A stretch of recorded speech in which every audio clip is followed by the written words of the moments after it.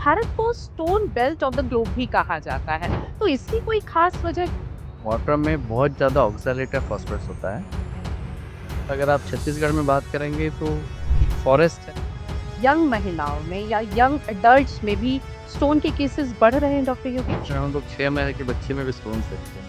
Females में definitely बहुत सारा वो काम में बिजी होती है, अपने खुद पे ध्यान नहीं दे पाते, पानी बहुत कम पीती है। स्टोन तब बनता है जब कैल्शियम के साथ नॉन डिजॉल्वेबल सॉल्ट जैसे ऑक्सैलेट फॉस्फेट आपस में जुड़ जाते हैं। एक तो मिनिमल मेंटेनेंस वॉल्यूम होता है पानी का, वो तो सारे टाइम सुबह शाम अचार खाते थे।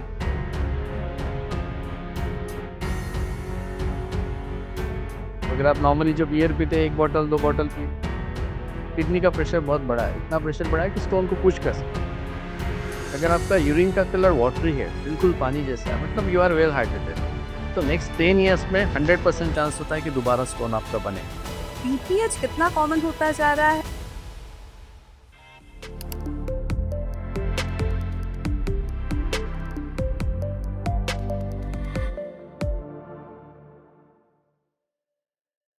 Hello and welcome to Euro Wellness Podcast channel. I'm your host Sayukta. Euro Wellness Podcast, where we breaks down complex urological conditions into simple and practical advice. ऐसे भी भारत में यूरोलॉजिकल प्रॉब्लम्स काफी बढ़ती जा रही है। वो हमारी खराब डाइटरी हैबिट्स की वजह से हो सकती है, लाइफस्टाइल की वजह से हो सकती है, स्ट्रेस की वजह से हो सकती है। तो वजह बहुत है, लेकिन इनके सिम्टम्स क्या है, सोल्यूशंस क्या है, इस पर आज हम बात करेंगे। To throw more light on the subject of various urological problems, we have with us renowned urologist of India, Dr. Yogesh Barapatre, who is associated with Lotus Hospital, Raipur. Euro wellness podcast में doctor Yogesh बहुत बहुत स्वागत है आपका। Thank you.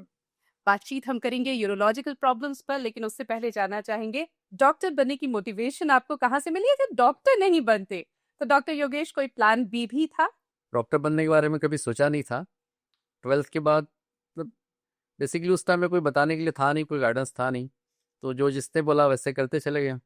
तो 1 साल मैंने computer science किया, उसके बाद किसी ने बोला कि नहीं यार, डॉक्टरी में थोड़ा ज़्यादा कुछ है, तो फिर डॉक्टर बन गए।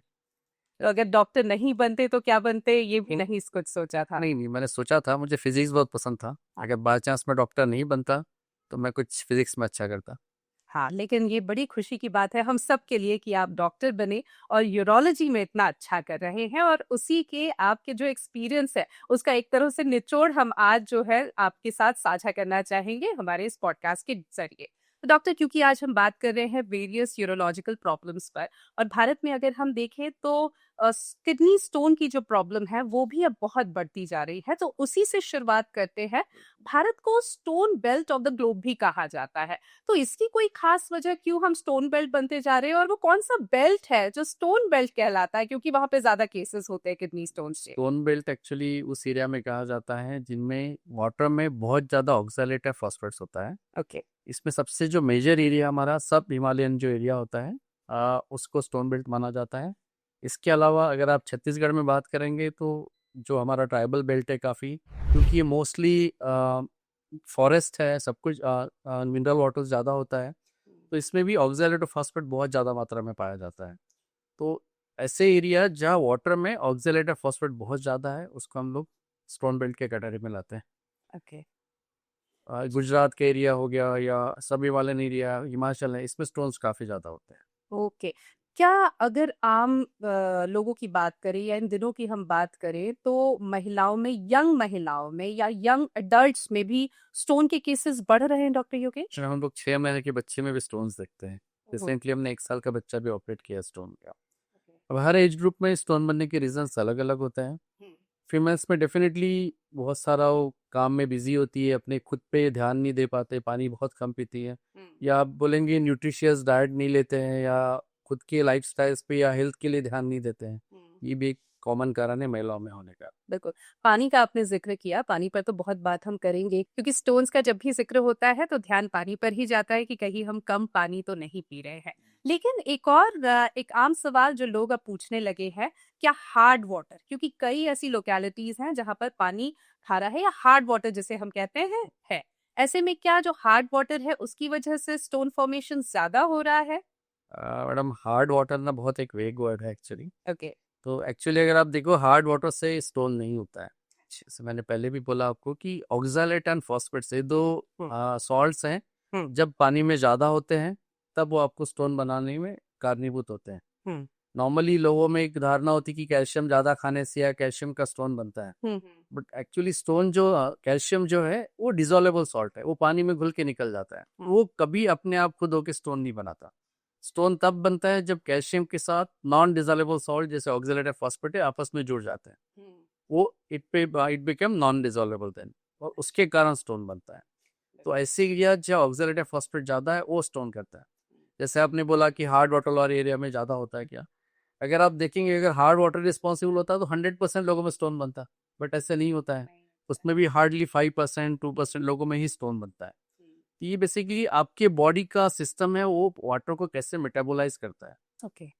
तो किसी किसी फैमिलीज में जेनेटिक होता है, फादर को हुआ, बच्चे को हुआ, तो जेनेटिकली भी प्रीडिस्पोजिशन होता है आपका स्टोन बनने के लिए। अच्छा। क्योंकि आपकी बॉडी ऑक्सैलेट एंड फॉस्फेट को ज्यादा एक्सक्रीट करती है, यूरिन में ज्यादा फॉर्म करती है, उसके कारण भी स्टोन बनता है।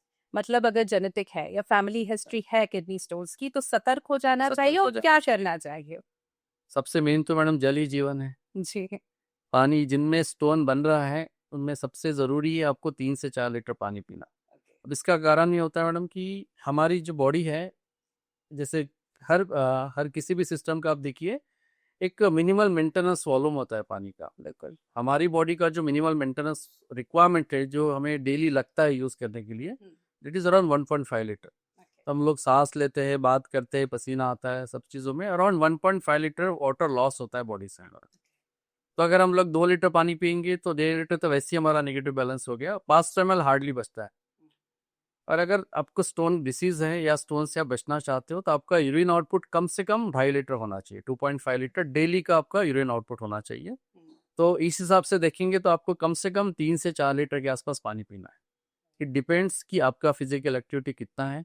अगर आप बहुत ज़्यादा मेहनत का काम करते हो, बहुत पसीना आता है, तो आपको हो सकता है उससे ज़्यादा भी पानी लेना पड़े ताकि आप 2.5 लीटर यूरिन आउटपुट मेंटेन करें।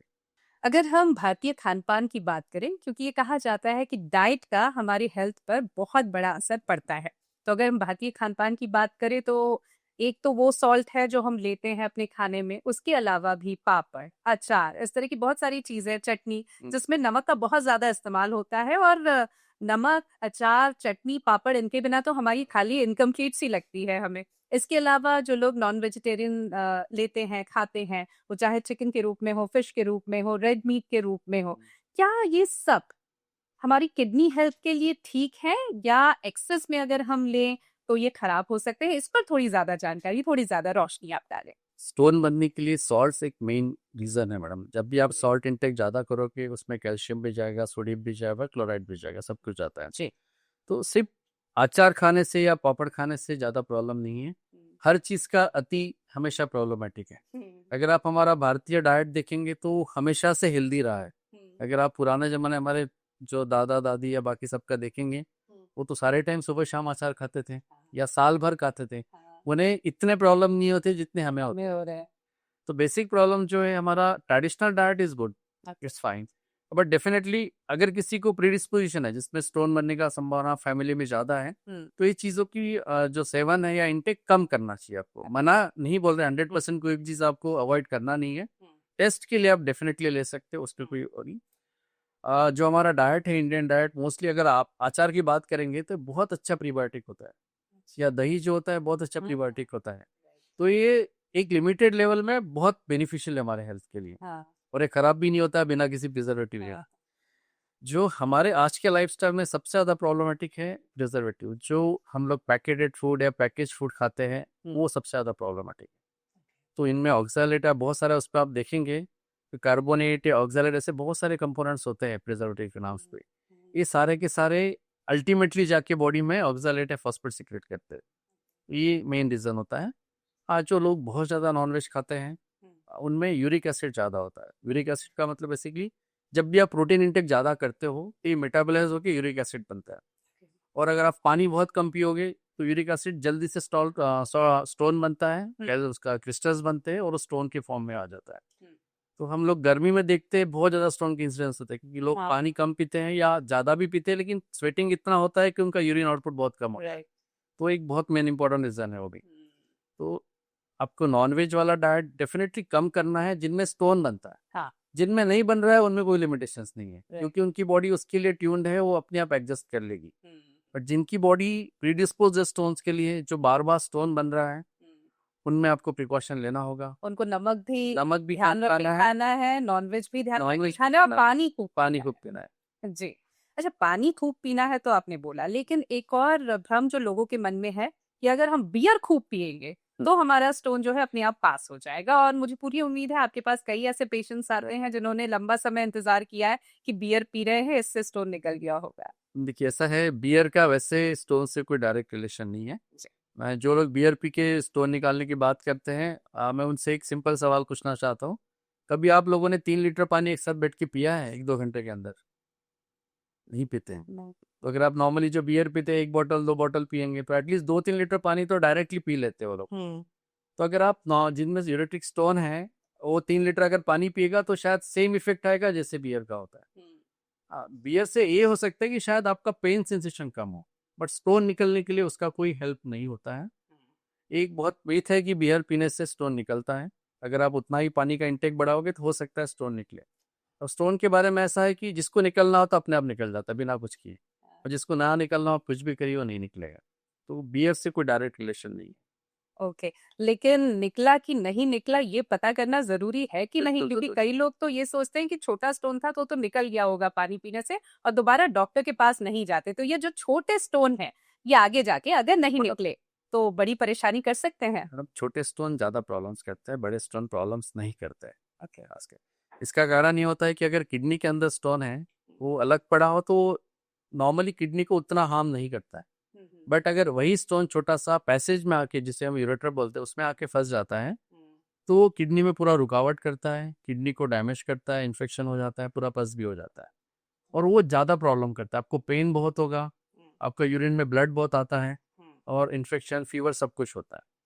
तो जब कभी आपको जैसे कि डिटेक्शन हुआ कि आपको स्टोन है, यूरेटिक स्टोन है या किडनी स्टोन है, दोनों का ट्रीटमेंट अलग अलग होता है। निकलने के चांसेस यूरेटिक स्टोन के ज़्यादा होते हैं, वो भी अगर 5 से 6 mm के आसपास हो। उससे ऊपर के स्टोन निकलने के चांसेस बहुत कम होते हैं, क्योंकि जो हमारा यूरेटर का पाइप है, जो किडनी से ब्लैडर कनेक्ट करता है यूरेटर, उसका जो डायमीटर है that is from 2 to 6 mm। नीचे में 2 mm होता है, ऊपर की तरफ अराउंड 6 mm के आसपास हो सकता है। तो 5 या 6 mm का स्टोन अगर ऊपर से धीरे धीरे नीचे आता हो सकता है अराउंड 50% पेशेंट में निकल जाए। उससे ऊपर का स्टोन निकलने के चांसेस 10% से भी कम होता है। और अगर वो स्टोन आके फंस गया है, तो शुरू में क्या होता है कि हमारा बॉडी का एक डिफेंस मैकेनिज्म है, जब भी स्टोन आके फंसता है तो बॉडी, हम पानी पीते हैं या बॉडी कोशिश करती है कि उसका किडनी का प्रेशर बहुत बड़ा है, इतना प्रेशर बड़ा है कि स्टोन को पुश कर सके। तो पेशेंट्स को पेन तभी होता है जब किडनी बहुत प्रेशर करती है, स्वेलिंग आ जाता है उसमें, ताकि फोर्स करे, इसीलिए कोली की पेन बोलते हैं हम लोग। एकदम मरोड़ के पेन आता है, फिर ठीक हो जाता है, फिर आता है। तो ये किडनी बीजी इंटरमिटेंटली प्रेशर देती है स्टोन को पास आउट करने के लिए। अगर ये स्टोन विद इन 15 डेज आपका नहीं निकलता है, तो क्या होता है कि किडनी धीरे धीरे काम करना कम कर देती है, ये प्रेशर खत्म हो जाता है। तो जब प्रेशर कम हो जाता है तो पेशेंट को पेन नहीं होता, पेशेंट को लगता है कि शायद स्टोन निकल गया। बट ये स्टोन फंसा होने के कारण जो किडनी में प्रेशर है, जो स्वेलिंग है, ये धीरे धीरे किडनी को डैमेज करती है। तो नॉर्मली जो लिटरेचर बोलता है कि 15 डेज कंटिन्यूस ऑब्स्ट्रक्शन के बाद, रुकावट के बाद, किडनी परमानेंटली डैमेज होना शुरू होता है। अगर आप स्टोन नहीं निकालते उसको, तो अराउंड 3 to 6 months में मोर देन 50% डैमेज हो जाता है।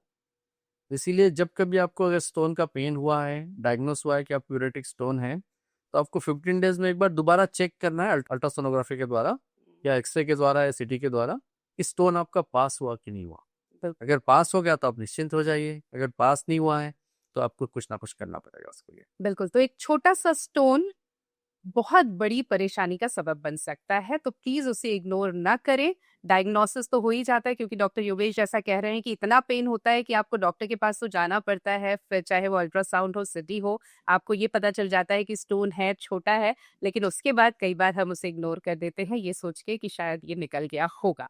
तो ये ना करें, जिससे हमारी किडनी भी डैमेज हो सकती है। एक सवाल आपसे ये भी डॉक्टर योगेश जानना चाहेंगे, जिनमें एक बार स्टोन हो गया है, क्या उनमें बार-बार स्टोन होने के चांसेस बने रहते हैं, बढ़ जाते हैं और ऐसे में वो किस तरह का डाइटरी चेंज अपने खान-पान में लाए? मैंने पहले बोला था आपको कि ये जेनेटिकल हो सकता है या जी। बॉडी का टेंडेंसी हो सकता है। तो जो भगवान ने आपको बॉडी बना के भेजा है वो थोड़ा बहुत डिफेक्टिव है, ये आपको जी। समझना होगा। हाँ। तो आपकी बॉडी जो सॉर्ट्स आज बना रही है लाइफ लॉन्ग बनाती रहेगी। जो भी हम लोग खाते हैं, जो हमारा मोटर बना है भगवान ने, वो सेम वेस्ट प्रोडक्ट निकालेगा, उसको आप चेंज नहीं कर सकते। हुँ। आप ये चेंज कर सकती हो, जो इनपुट आप डाल रहे हो उसको हुँ। मॉडिफाई करें, ताकि ये जो वेस्ट प्रोडक्ट्स है हाँ। ऑक्सीडेट एंड फॉस्फेट एक कम से कम बने। हाँ। उसके लिए आपको खुद को मॉडिफाई करना पड़ेगा, आपको बॉडी मॉडिफाई नहीं करेगी। बिल्कुल, तो इनपुट किस तरह का डालें? तो इसमें एक जो आप पहले सवाल पूछा था कि बार-बार होने का संभावना का क्या है? हाँ। अगर एक बार आपका स्टोन बनता है तो नेक्स्ट 10 इयर्स में 100% चांस होता है कि दोबारा स्टोन आपका बने, अगर आप कोई प्रिकॉशन नहीं लेते हैं तो। हुँ। और स्टोन बनने के लिए मैडम हार्डली 3 मंथ्स लगता है। हुँ। अगर गर्मी के टाइम में आप पानी कम पीते हो तो विदिन 3 मंथ्स 4 से 5 एमएल का स्टोन बनने की संभावना ज़्यादा होती है। और जैसे आपने बोला कि स्टोन बनने से बचने के लिए क्या करें, तो सबसे मेन है वही डाइटरी हैबिट्स आपको फॉलो करना पड़ेगा। आपको लिख के रखना है कि जल ही जीवन है। जी। आपको रोज 3 से 4 लीटर पानी ईमानदारी से पीना है। बिल्कुल। इसका सबसे सिंपल तरीका है, हर 2 घंटे में 1 गिलास पानी पीजिए। अब पानी का मतलब सिर्फ पानी ही नहीं, बहुत सारे लोग कंटिन्यूअस पानी को हाँ। पीना पसंद नहीं करते हैं। तो आप पानी पी सकते हो, आप नींबू पानी पी सकते हो, आप जूस पी सकते हो, हुँ। आप दही पी सकते हो, छाछ पी सकते हो। लिक्विड्स फॉर्म में जो भी आप नारियल पानी से लेके सब कुछ पी सकते हो। आप कोल्ड ड्रिंक नहीं पीना है, उसमें भी ऑक्सैलेट ज़्यादा होता है, जी। तो वो और स्टोन बनने में आपको ही करेगा। हाँ। तो लिक्विड्स फॉर्म में अराउंड 3 से 4 लीटर पानी स्पेसिफिक। और देखिए 3 से 4 लीटर का मतलब ये नहीं कि आप एक साथ 4 लीटर पानी पियो। हाँ। आपको दिन भर आपके बॉडी में वाटर लेवल मेंटेन रखना है। हुँ। तो अगर आप हर 2 घंटे में 1 गिलास पानी पीते हो तो अप्रोक्सीमेटली 12 ग्लास पानी आप पी सकते हो दिन भर में। 12 ग्लास का मतलब होता है 3 लीटर के आसपास। ये वाटर है। इसके अलावा जो आप खाने में खाते हो तो उसमें दाल हो गया, कुछ हो गया, हाँ। इस फॉर्म में भी बॉडी में पानी जाता है कहीं ना कहीं। तो हर 2 घंटे में 1 गिलास पानी सबसे अच्छा तरीका होता है। दूसरा एक अच्छा जो हम लोग पेशेंट को बोलते हैं कि आप अपना यूरिन का कलर देखिए। अगर आपका यूरिन का कलर वाटरी है, बिल्कुल पानी जैसा है, मतलब यू आर वेल हाइड्रेटेड। लेकिन अगर यूरिन आपका थोड़ा-सा भी येलो है या डार्क है, हुँ। उसका मतलब कि पानी की कमी है, तुरंत 2 ग्लास पानी पीजिए। तो सबसे बेस्ट तरीका ये है खुद को ऑब्ज़र्व करने के लिए कि यूरिन का कलर कैसा है, हर 2 घंटे में पानी पीजिए। बिल्कुल, तो पानी ही सबसे बड़ा पानी चीज़ है जिसे अपनाना है। बिल्कुल। डायबिटीज़ कैपिटल हमारा देश अनफॉर्च्युनेटली बनता जा रहा है और ऐसे में कई ऐसे लोग हैं जिन्हें डायबिटीज़ की समस्या है। डायबिटीज़ और यूरिक एसिड स्टोन, क्या इनमें कोई समानता है, कोई कोरिलेशन है? यस मैम, इसमें बहुत सारे हैं। डायबिटीज़ इटसेल्फ एक मेटाबॉलिक डिसऑर्डर है। ये वो बॉडी के सारे सिस्टम्स को अफ़ेक्ट करता है। तो जब भी डायबिटीज़ होता है आपके बॉडी में एक बहुत ज़्यादा एक्सेस शुगर है हमेशा, ब्लड में भी है, यूरिन में भी है। तो ये हमेशा इन्फेक्शन कॉज़ करता है। तो जब भी इन्फेक्शन होता है, ये जो भी बैक्टीरिया होते हैं, ये एक स्टोन फॉर्मिंग नेचर्स के होते हैं। तो मोस्टली ऐसे पेशेंट्स में इन्फेक्टिव स्टोन ज़्यादा होता है। हम लोग मैप बोलते हैं, मैग्नीशियम अमोनियम फॉस्फेट करके एक होता है स्टोन, ये स्टोन ज़्यादा फॉर्म करते हैं। मैट्रिक्स स्टोन ज़्यादा फॉर्म करते हैं कि जब भी इन्फेक्शन होता है, फंगस ग्रोथ होता है, वो अपने आप कैल्शियम डिपॉजिट करता है और स्टोन बनता है। एक कारण तो ये है। दूसरे ऐसे पेशेंट्स के साथ सिर्फ डायबिटीज़ नहीं होता, इनमें बहुत सारे और भी एडिशनल कारण होते हैं। किसी को हार्ट प्रॉब्लम होता है तो उसके कारण भी पानी कम पीता है। बहुत सारे पेशेंट्स हाइपरटेंसिव होते हैं तो सुबह-सुबह जब वो मेडिसिन लेते हैं आपका बीपी का, तो मॉर्निंग में बहुत यूरिन होता है, दिन भर में नहीं होता है। हुँ। तो वो भी एक दिन में आपको डिहाइड्रेट करता है। ये सारे कारण हैं। इसके अलावा जो शुगर का मेडिकेशंस होता है, उसमें 1-2 मेडिसिन्स है, मेटफॉर्मिन है। ये जो मेडिसिन्स होती है यूरिक एसिड ज़्यादा सीक्रेट कराती है। तो ये पेशेंट्स को थोड़ा प्रीडिस्पोज़िशन होता है स्टोन बनने के लिए। तो डायरेक्टली शुगर, इनडायरेक्ट वे में बहुत सारे कारणों से आपको स्टोन बनाने में हेल्प करता है। बिल्कुल। डॉक्टर ये भी आपसे जानना चाहेंगे क्योंकि किडनी स्टोन्स पर तो बहुत अच्छी बातचीत आपसे हुई, लेकिन हमें दूसरे यूरोलॉजिकल प्रॉब्लम्स पर भी बात करनी है और एक बहुत कॉमन यूरोलॉजिकल प्रॉब्लम मेन में वो है बीपीएच और भारत में अगर हम देखें तो सिम्पटम्स तो बहुत कॉमन है, बहुत लोगों को क्योंकि anyways a sign of ageing है, तो प्रॉब्लम तो है उसके सिम्पटम्स भी हैं, लेकिन इलाज कई बार लोग नहीं कराते और ये मान के बैठ जाते हैं कि नहीं ये तो होना ही है एक एज के बाद। तो बीपीएच कितना कॉमन होता जा रहा है और अनट्रीटेड बीपीएच की अगर हम बात करें जो पेशेंट्स आते ही नहीं है डॉक्टर के पास। मैडम देखिए, BPH is not a disease actually. Hmm. ये आपका एजिंग प्रोसेस का पार्ट है। राइट। प्रोस्टेट जो होता है एक आपका बॉडी ऑर्गन है, जो उसका मेन जो काम है मैडम, जो सीमेन होता है या स्पर्म्स होता है, स्पर्म को न्यूट्रिशन प्रोवाइड करता है। राइट। तो जो भी सीमेन में 50% कंटेंट होता है वो प्रोस्टेट बनाता है। हम्म। अब ये इसका ग्रोथ टोटली हार्मोन डिपेंडेंट होता है, टेस्टोस्टेरोन से एक्टिविटी से डायरेक्टली लिंक्ड होता है। तो अराउंड 40 ईयर्स के बाद प्रोस्टेट का साइज धीरे धीरे बढ़ना शुरू होता है। Okay. उसके पहले इसका साइज अराउंड 10 से 15 ग्राम के आसपास होता है, बट ये ग्रेजुअली बढ़ता है। जरूरी नहीं कि सब में बढ़े। तो अगर हम लोग 70 साल की उम्र में एक सर्वे करें कि कितने पेशेंट का कितना प्रोस्टेट बढ़ा हुआ है, तो आप देखेंगे ऑलमोस्ट 60% पेशेंट का जो प्रोस्टेट होता है अराउंड 30-40 ग्राम के आसपास होगा। हार्डली किसी का 100 ग्राम के ऊपर होता है। और इसमें ऐसा भी नहीं कि साइज बढ़ेगा तो आपको तकलीफ होगा, ऐसा भी नहीं है। किसी किसी को 20 ग्राम में भी प्रॉब्लम होता है, किसी को 200 ग्राम में भी प्रॉब्लम नहीं होता है। इट डिपेंड्स कि प्रोस्टेट आपका ल्यूमिन में कितना कॉम्प्रेशन कर रहा है, कितना रुकावट कर रहा है। तो हम देखा है कि 20 ग्राम प्रोस्टेट में भी लोगों का किडनी खराब हो जाता है और 200 ग्राम में भी पेशेंट आराम से घूमते रहता है। ये बेसिकली एक एजिंग प्रॉब्लम है। हाँ, लेकिन जिनमें प्रॉब्लम हो रहा है, जिनमें यूरिन पास करने में दिक्कत हो रहा है, जो ताकत लगा रहे हैं, हार बहुत कम है और ये निग्लेक्ट करते हैं डेफिनेटली, तो ये धीरे धीरे आपके ब्लैडर को डैमेज करता है। ब्लैडर एक तरह का जो होता है इलास्टिक बैग है। जब आप यूरिन पास होल्ड करते हो तो फुला रहता है। जब यूरिन करने के लिए माइंड से सिग्नल आता है तो कॉन्ट्रैक्ट होकर पूरा यूरिन प्रेशर से निकलता है। राइट। लेकिन जब लंबे टाइम तक रुकावट होता है तो ब्लैडर भी डिकम्पोजिट हो जाता है। इसका फंक्शन बहुत ज़्यादा डैमेज होता है और ये किडनी को भी डैमेज करता है। हमारे पास बहुत सारे पेशेंट्स आते हैं जिनमें प्रोस्टेट बहुत बड़ा तो नहीं होता है, लेकिन किडनी तक डैमेज हो जाता है उनका। तो अगर आपको यूरिन पास करने में दिक्कत हो रहा है, ताकत लगा रहे हो, पेट में फुलनेस है, तो आपको तुरंत डॉक्टर के पास जाके चेकअप कराना चाहिए। इसका इलाज बहुत सिंपल है। 90% पेशेंट्स में मेडिसिन से ही काम हो जाता है। 50% को तो मेडिसिन का जरूरत नहीं होता है। अराउंड उनमें से जो 50% में से 90% लोगों में मेडिसिन से काम हो जाता है। हार्डली 10% पेशेंट्स में ही सर्जरी की जरूरत पड़ती है। ये बहुत ट्रीटेबल है, आराम से इसका इलाज हो जाता है। आपको बस एक टैबलेट डेली खाना होता है। बिल्कुल, तो इसलिए सिम्टम्स है तो इग्नोर ना करें और यूरोलॉजिस्ट से जरूर संपर्क करें। डॉक्टर योगेश, हम भी चाय कॉफी पी रहे हैं और हमारे देश में भी चाय कॉफी पीने का बहुत चलन है। और जब भी वाटर इनटेक या लिक्विड इनटेक की बात होती है तो लोग पानी ज्यादा पिए ना पिए वो ये कह देते हैं अरे मैं ऑफिस में चाय बहुत पी लेता हूँ। तो चाय, कॉफी, इवन अल्कोहल या कार्बोनेटेड ड्रिंक्स, इनका, और अगर हम बीपीएच की बात करें या ब्लैडर वेलनेस की बात करें, तो कितना असर पड़ता है? Madam, any sort of liquid जब भी आप लेते हो तो लिक्विड्स बॉडी से बाहर कैसे आएगा? यूरिन के थ्रू आएगा या स्वेटिंग के थ्रू आएगा? तो जो भी एक्सेस फ्लूइड आप ले रहे हो उसको अल्टीमेटली यूरिन में जाना है या पसीने में जाना है।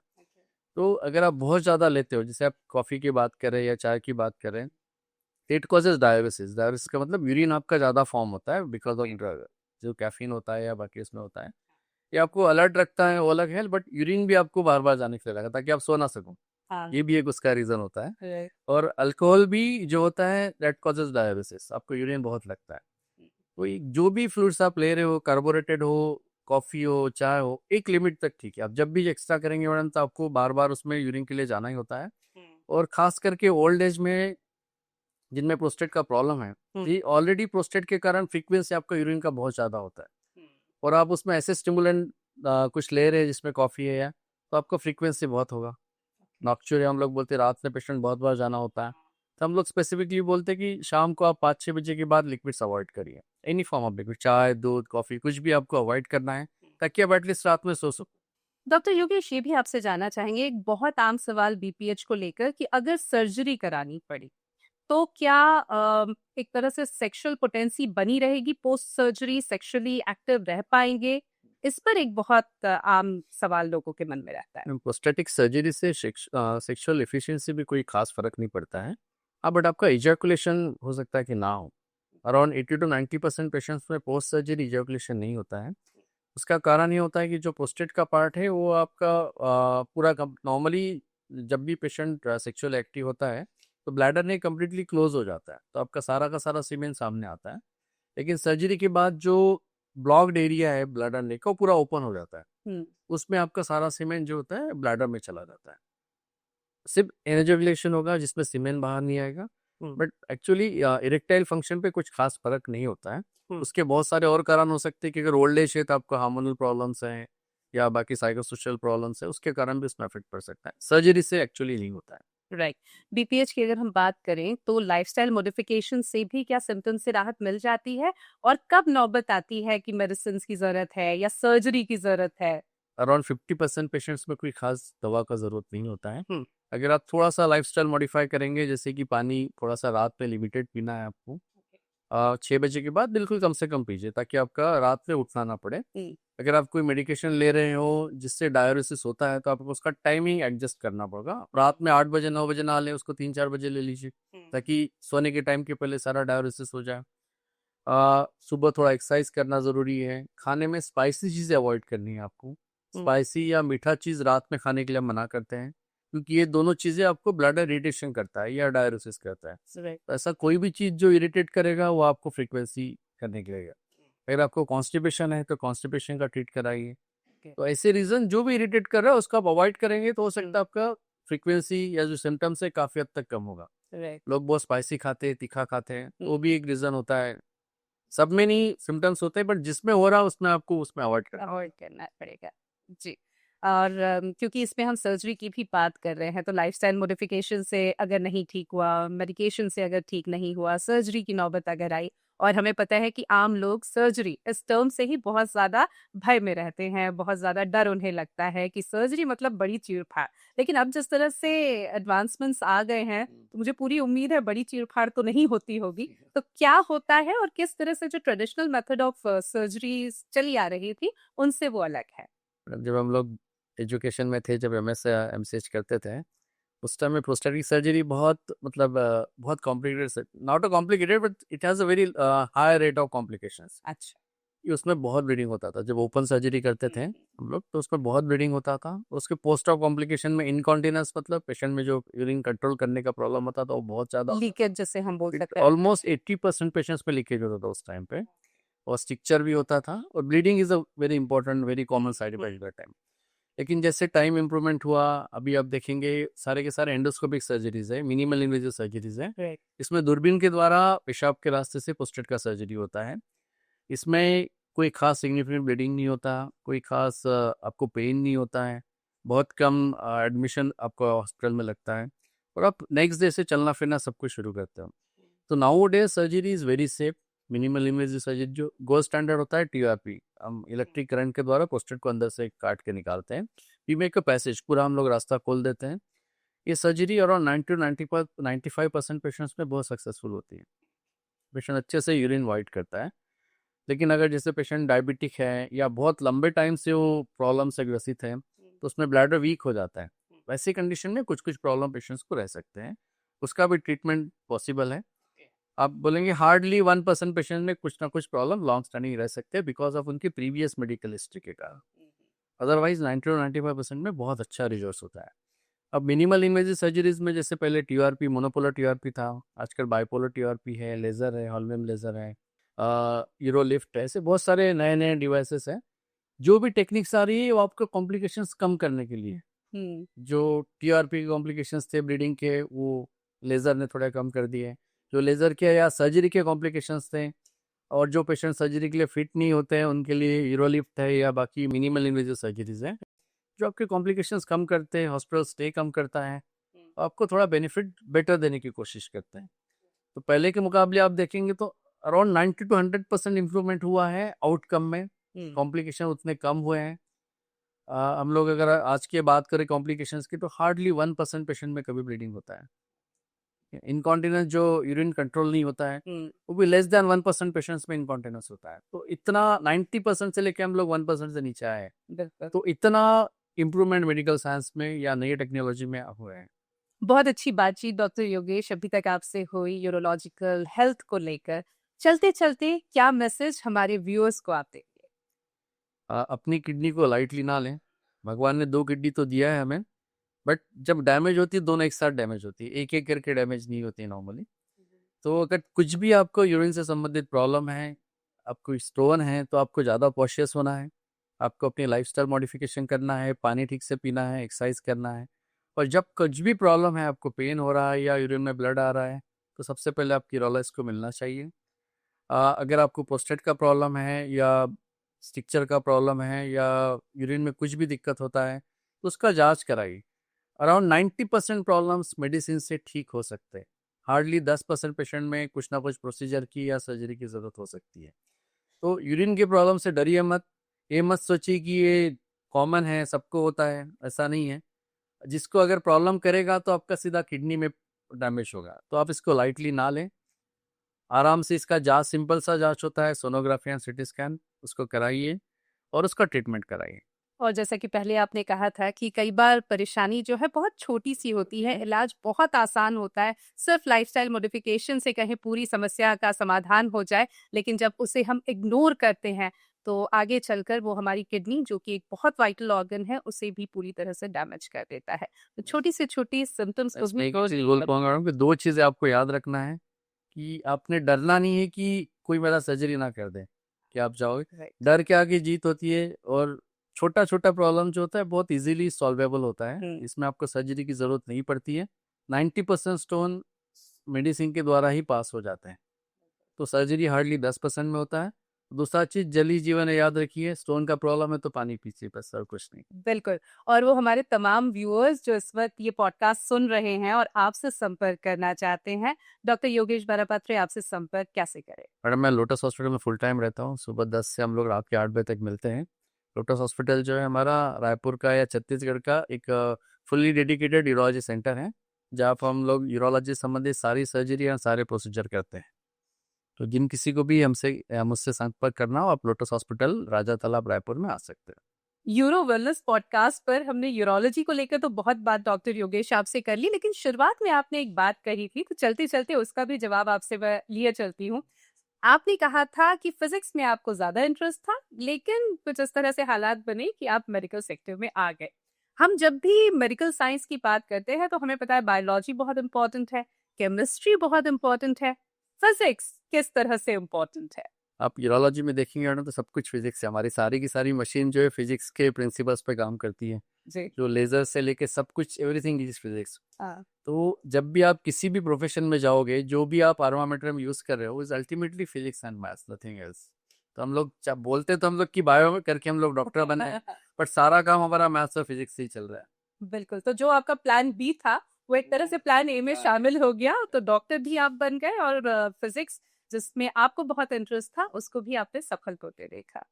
बहुत अच्छी बातचीत डॉक्टर योगेश बरापात्रे आपसे हुई, बहुत अच्छी एडवाइस आपने दी और बहुत छोटी छोटी बातें हैं जिन्हें कई बार हम इग्नोर करते हैं। सिम्टम्स हमें पता है, हमें बॉदर कर रहे हैं, लेकिन हम डॉक्टर के पास नहीं जाते। लेकिन आज जिस तरह से आपने इस पूरे इम्पोर्टेंस को हमें समझाया कि छोटी से छोटी सिम्टम को भी इग्नोर नहीं करना है और बहुत आसानी से उसका भी इलाज संभव है। बहुत बहुत शुक्रिया एक बार फिर आप हमारे साथ जुड़ने के लिए। और व्यूअर्स, आप भी हमारे साथ जुड़े, आपका भी बहुत बहुत शुक्रिया। इसी तरह से हमारे साथ बने रहिए। हम यूरोलॉजी पर दूसरे एक्सपर्ट्स के साथ भी आपकी मुलाकात कराएंगे और जो दूसरे कंडीशंस है यूरोलॉजी से जुड़ी हुई, चाहे वो किडनी स्टोन्स हो या अदर यूरोलॉजिकल प्रॉब्लम्स है, कंडीशंस है, उसकी जानकारी आप तक पहुंचाएंगे दुनिया और देश के जाने माने यूरोलॉजिस्ट के जरिए। आज के लिए इतना ही। अगली बार अगले एपिसोड में एक नए स्पेशलिस्ट के साथ फिर आपसे मुलाकात होगी। तब तक के लिए इजाजत दीजिए। और हाँ, हम YouTube, Instagram, Spotify और Apple पॉडकास्ट पर भी अवेलेबल है, तो हमारे साथ हमेशा जुड़े रहिए। यूरो वेलनेस पॉडकास्ट में आज के लिए इतना ही। इजाजत दीजिए। नमस्कार, गुड बाय।